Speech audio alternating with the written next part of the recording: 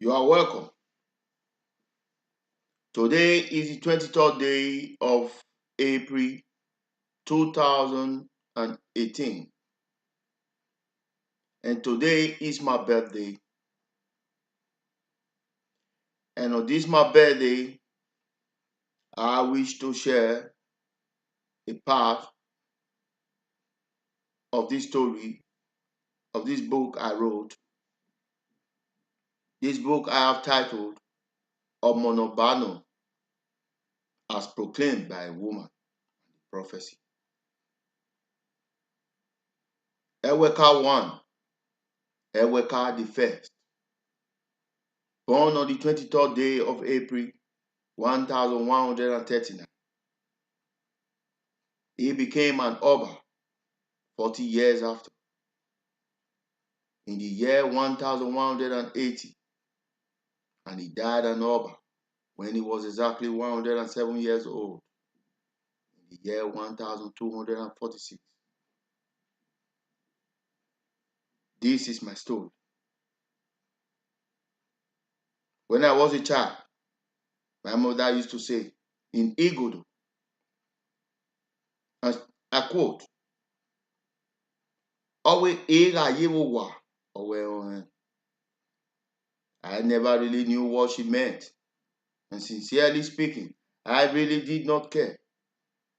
I had taken it as some of those sayings she would throw at me whenever she speaks. But one day, she had repeated this same saying, that if the letter A is written or built to become big like a house, I wouldn't know. This was after years of repeating these particular sayings that I realized what she had meant. And this also portrayed how careless I was growing up. I grew up really never minding anything, really never showing a particular interest in anything. Although sometimes I could be sorry and show a little signs of remorse. But I was a child, and quickly I forget, and I repeat the same error over again. This is no politics. This is no game. This is just a child. I have never wronged anyone on intention, but I must admit I have made a lot of wrongs and bad decisions in my life. So, when I realized what my mother had meant by these sayings, these long years, I shook my head. But for my mama too, I shook my head. For what makes you think that someone will write the letter A or build the letter A to become big like a house? Then he must have to live in it. This is how our story begins. This is the story of a long, long time ago. And you are going to ask, how come I knew this story like this, in this manner that even your aged parents do not know? The story and the prophecy that I tell you today. But the only thing that I can tell you in regard is this: the handwriting on the wall. If you can find it, you can see it. And if you can see it, then you can read it like me. But if not, I tell you, if not, you can listen. For I shall promise you, I will always read it out to you the way it is written on the wall. I shall not strike the rock, for I shall speak unto it, that my egos should not betray me. For the way we go is the only way that we know.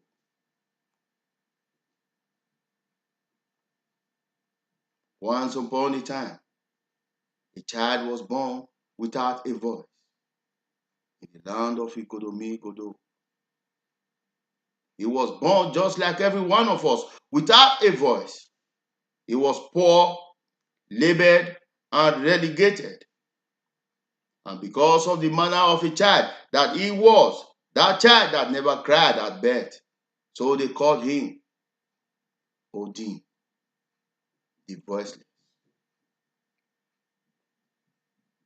He was referred to as not being a legitimate child of the land, a needless child, a child who has got the blood of a stranger, and a commoner. A commoner, they call her. A commoner who was an irresponsible woman, a prideless woman who has got no dowry paid on her. So she was worthless. And her name was called Eweka I. Sopan inigodo ekpen obi ekpen o ekpen eri bi oyowe. Eweka I was a daughter of the Enoge of Agor. And the said stranger was the son of the last dynasty of the Ogiso Ewodo. Ogiso Ewodo was the father to a son called Ikaladeran, if you would remember. But I want you to remember, do not forget, for this is our story. The story I tell you today is our story. That is written on the wall. But if you can find it, you can see it. And if you can see it, you can read it like I do now. Ikaladeran was this guy I love to call Izoduwa, a name he had adopted at a place called Ghaye-vbe in the Axis of Udo in the present day of their local government area of Edo State. You see, Ikaladeran was then dodging away from the call to duty, as he had refused to embark on the mission of Amamieson Amiwa, which was the Godomigodo traditional way of finding out if the choosing can be a brave Oba or be a brave Ogiso. For then, the Oba do not exist yet. So to be a brave Ogiso, you have to go through the traditions of Amamieson Amiwa. And after so many unsuccessful attempts to boycott a legal process to the supreme throne of Igodomigodo Kingdom, Prince Izoduwa finally yielded to the mission and he left. Izoduwa, Ikaladeran. On getting to the land of his mission, the mission of Amamieson Amiwa, the people he had discovered, he fell in love with them.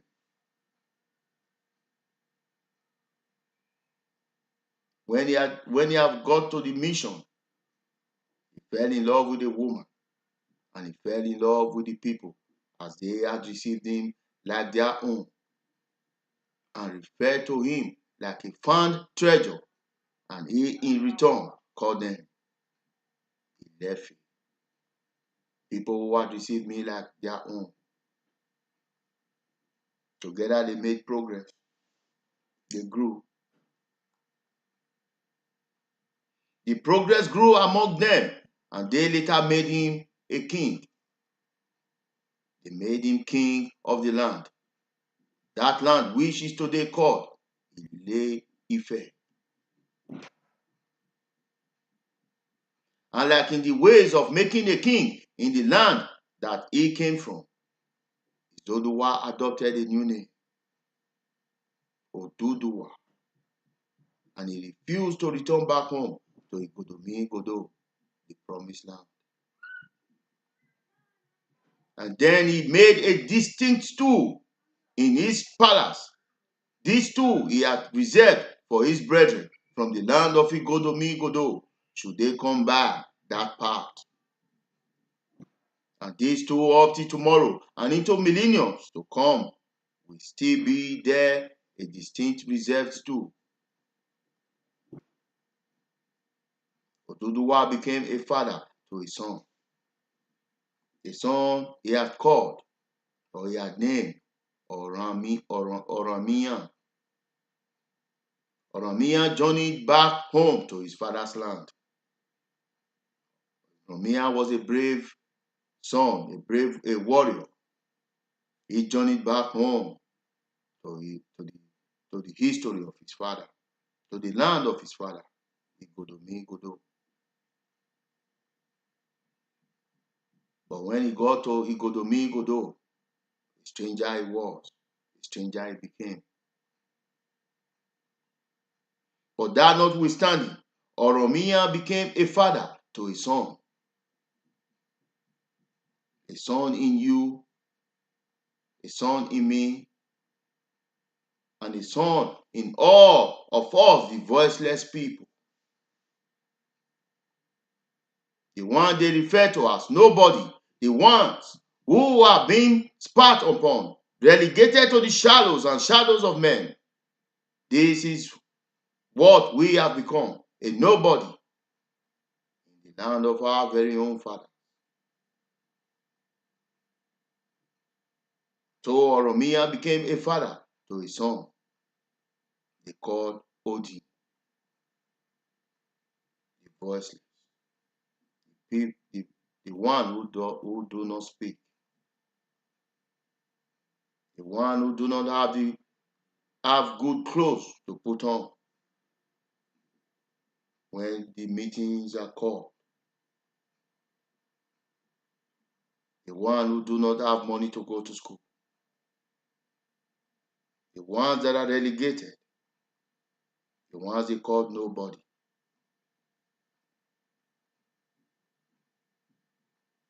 That today you can see men goes to bed hungry and women goes out in the night to prostitute even for food in the land of their very own fathers.